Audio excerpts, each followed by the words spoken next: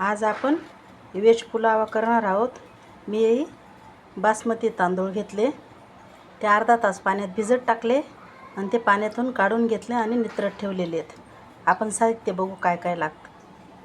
हे बघा, गाजर, फ्लावर, बटाटा, वाटाणे, शिमला मिरची, फरसबी।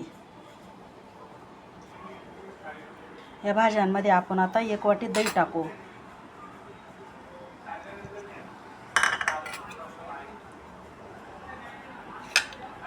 एक चमच अद्रक लसूणची पेस्ट टाकू।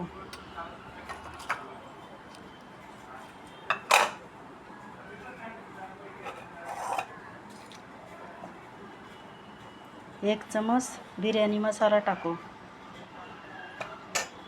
चवीपुरतं मीठ टाकू। दही लावून घेतले। आता भाज्यांना आपण 5 मिनिटं असेच ठेवू आता त्याला। आता मसाल्यांमध्ये हिरवी विलायची, लवंग, मोठी विलायची, स्टार फूल, मिरी,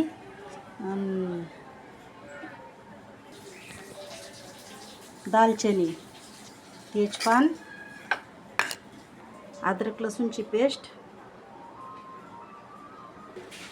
परत बिर्याणी मसाला। तेल तापलं आपलं। आता आपण त्याला फोडणी देऊ। सगळे खडे मसाले टाकून दिले।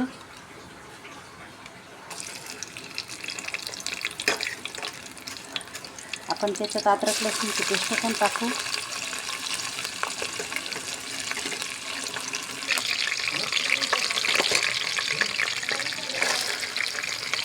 आता कांदे टाकू। 2-3 हिरव्या मिरच्या पण टाकू। कांदा मस्त गुलाबी झाला, आपण आता त्याच्यात टमाटा टाकू।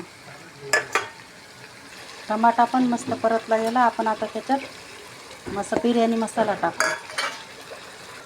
मसाला मस्त फ्राय झाला, आपण या भाज्या टाकू। आता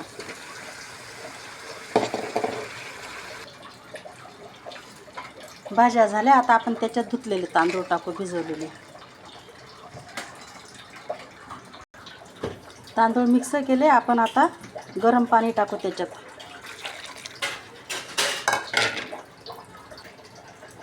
पहिलेच आपण मीठ टाकलेले आहे भाज्यांमध्ये, आता मीठ काही टाकायची गरज नाही। आपण आता 5 मिनिटं झाकण ठेवू त्याच्यात। 5 मिनिटं झाले, आपण आता झाकण काढून बघू।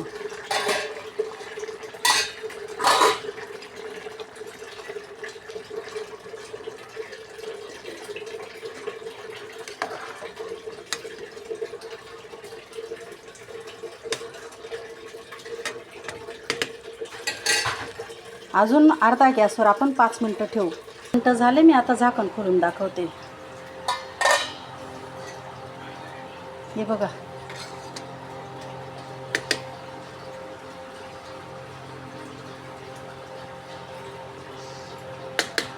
अजून 2 मिनिटं झाकण ठेवते।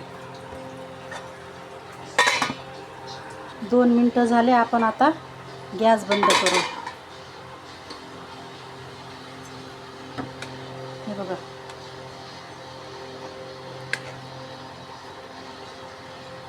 मी तुम्हाला आता ताटात काढून दाखवते। हे बघा कशी आली बिर्याणी।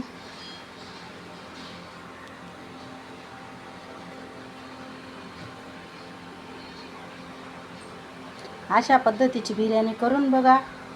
लाईक करा, शेअर करा, कमेंट करा। अशी बिर्याणी करून खाऊन बघा।